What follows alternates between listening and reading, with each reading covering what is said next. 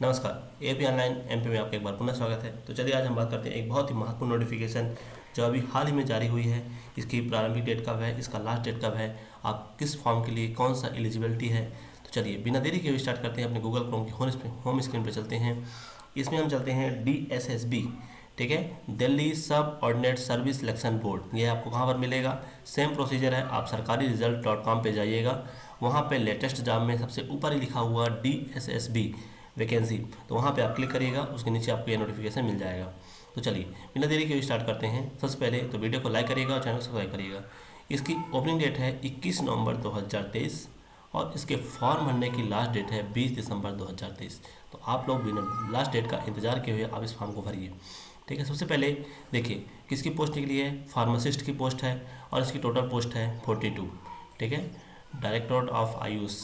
दूसरा है technical assistant lab group, third cardiologist, neurologist, neurosurgery, respiratory, ये सब मेडिकल वालों के लिए पोस्ट है यहाँ पर। अभी junior radiotherapy technician, technical assistant group fourth, PCR hepatitis, sub station attendant, assistant electric fitter, junior district staff officer, junior instructor home guard, instructor civil defence, draftsman, wireless, scientific assistant.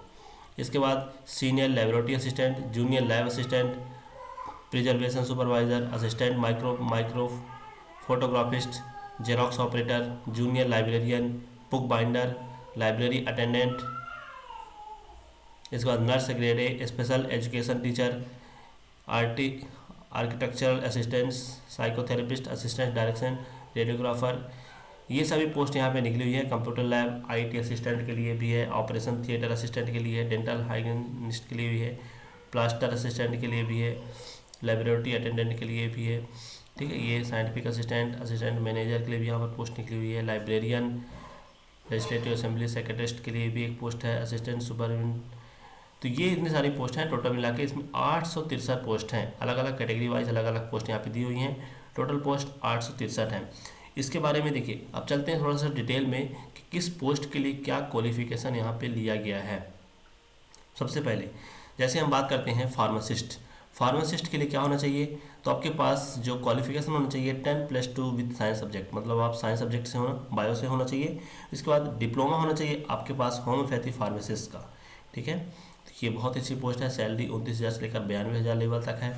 इसके बाद बात करते हैं technical assistant. Technical assistant की जो qualification है BSc होना चाहिए अथवा 3 year experience as a lab technician in any of the group of laboratory, ठीक है। मेट्रिकुलेशन होना चाहिए और साथ में डिप्लोमा इन MLT होना चाहिए। मेट्रिकुलेशन 10+2 होना चाहिए और 5 वर्ष का एक्सपीरियंस होना चाहिए। तो कुछ डिटेल में एक्सपीरियंस भी यहाँ पर मांगा गया है, ठीक है। चलिए आगे बात करते हैं जूनियर रेडियोथेरेपी टेक्नीशियन के लिए। तो इसमें 10+2 मांगा गया है और आपके पास सर्टिफिकेट होना चाहिए या BSc इन रेडियोथेरेपी होना चाहिए, ठीक है। तो आप इस बात का ध्यान रखिएगा। यहाँ पर टेक्निकल असिस्टेंट ग्रुप फोर्थ, इसमें क्या मांगा गया है, MSc होना चाहिए आपका microbiology, biotech, biochemistry, life science with 1 year experience in PRC related lab. तो आपके पास 1 वर्ष का एक्सपीरियंस मांगा गया है। चलिए आगे हम बात करते हैं सब स्टेशन अटेंडेंट की। तो इसमें क्या मांगा गया है, मैट्रिकुलेशन मतलब 10+2 होना चाहिए, नेशनल ट्रेड सर्टिफिकेट ITI इन इलेक्ट्रीशियन ट्रेड होना चाहिए, 1 वर्ष का एक्सपीरियंस भी होना चाहिए। तो काफ़ी कुछ पोस्टों में एक्सपीरियंस मांगा गया है, पर कुछ पोस्ट यहाँ पर ऐसे भी हैं जिसमें वैकेंसी ज़्यादा है और एक्सपीरियंस नहीं मांगा गया है, ठीक है। असिस्टेंट इलेक्ट्रिकल फिटर के लिए इसमें डिप्लोमा होना चाहिए, इलेक्ट्रिकल इंजीनियरिंग में हो, ठीक है। तो यहाँ पर चलिए जूनियर डिस्ट्रिक्ट स्टाफ ऑफिसर के लिए क्या मांगा गया है, मैट्रिकुलेशन होना चाहिए और successful completion of training in civil instructor course, इसमें आपके पास सर्टिफिकेट इसमें होना चाहिए, ठीक। चलिए आगे ड्राफ्टमैन के लिए क्या मांगा गया है, मैट्रिकुलेशन अर्थात 10+2 होना चाहिए और उसके बाद diploma in draftsman course from a recognised institute. तो जो भी ड्राफ्टमैन से डिप्लोमा किए हुए हैं वह इस फॉर्म को भर सकते हैं, बहुत अच्छी पोस्ट है उनके लिए। वायरलेस रेडियो ऑपरेटर के लिए क्या मांग गया है, तो रेडियो ऑपरेटर में यहाँ पर उनके पास कुछ ना कुछ डिप्लोमा या डिग्री होना चाहिए। साइंटिफिक असिस्टेंट के लिए क्या मांगा गया है यहाँ पर, तो मास्टर डिग्री इन साइंस, ठीक है। यहाँ पर साइंटिफिक असिस्टेंट के लिए master degree in science from recognised university और साथ ही 2 वर्ष का एक्सपीरियंस यहाँ पर मांगा गया है। चलिए आगे बात करते हैं सिंपल सा, इसमें जूनियर लैब असिस्टेंट के लिए 12th क्लास पास होना चाहिए साइंस ग्रुप से और 3 इयर्स का एक्सपीरियंस होना चाहिए और साइंस या कि degree in science from the recognised university institute होना चाहिए, ठीक है। BSc आपके पास होना चाहिए। प्रिजर्वेशन सुपरवाइजर के लिए क्या मांगा गया है, ग्रेजुएशन मांगा गया है इसमें यहाँ पर और certificate course in care and conservation of book and manipulation achieve for national achieve of India. ठीक है, तो यहाँ पर असिस्टेंट माइक्रोग्राफिस्ट के लिए क्या मांगा गया है, तो यहाँ पर आप देख सकते हैं बीएससी विद फिजिक्स होना चाहिए, सर्टिफिकेट इन रेडियोग्राफी होना चाहिए। जीरोक्स ऑपरेटर के लिए क्या मांगा गया है, 12th or equivalent pass from recognised university. ठीक है, मतलब आपके पास 12th पास होना चाहिए। चलिए, जूनियर लाइब्रेरियन के लिए क्या मांगा गया है, डिपार्टमेंट ऑफ दिल्ली अचीवर।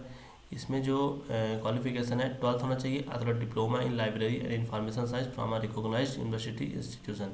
ठीक है, यहाँ पर आपके पास 12th हो और डिप्लोमा हो लाइब्रेरियन में।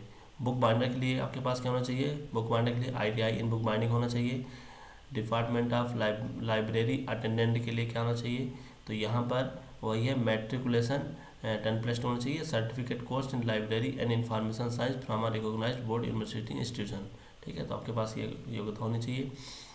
New Delhi nurse grade A के लिए क्या होना चाहिए, तो आपके पास जनरल नर्सिंग कोर्स होना चाहिए, तभी आप इसके लिए एलिजिबल हैं। स्पेशल एजुकेशन टीचर, यदि हम स्पेशल एजुकेशन टीचर की बात करें तो इसमें क्या होना चाहिए, आपके पास CTET certificate conducted by CBSE 6 से लेकर 8 तक के लिए होना चाहिए, और any other qualification approved by rehabilitation council of India. ठीक है, तो आपके पास या तो आपके पास B.Ed हो और 2 वर्ष का B.Ed हो, या पोस्ट ग्रेजुएट हो, या आपके पास क्या होना चाहिए, CTET क्वालिफाई होना चाहिए यहाँ पर। ठीक है, तो आप इसके लिए एलिजिबल हो सकते हैं। चलिए, अगला है आर्किटेक्चरल असिस्टेंट के लिए, तो degree in architecture from recognised university या इक्विवेलेंट होना चाहिए, आर्किटेक्चर में डिग्री होना चाहिए। साइकोथेरेपिस्ट के लिए यहाँ पर क्या मांगा गया है, डिग्री होना, डिप्लोमा होना चाहिए साइकोथेरेपी में। असिस्टेंट डिक्टेशन के लिए क्या मांगा गया है, यहाँ पर BSc होना चाहिए, 1 ईयर का डिप्लोमा डाइट्स में होना चाहिए। रेडियोग्राफर में क्या मांगा गया है, रेडियोग्राफर में आपके पास उससे संबंधित कुछ डिप्लोमा या डिग्री होना चाहिए। कंप्यूटर लैब असिस्टेंट के लिए क्या मांगा गया है, सीनियर स्कूल सर्टिफिकेट अर्थात 10+2 है, A लेवल का सर्टिफिकेट होना चाहिए। आपके पास DCA या PhD होना चाहिए। आपके पास जो कीवर्ड है वो 8000 की पर आवर होना चाहिए आपकी स्पीड। ठीक है, तो इसमें भी काफ़ी अच्छी पोस्ट है।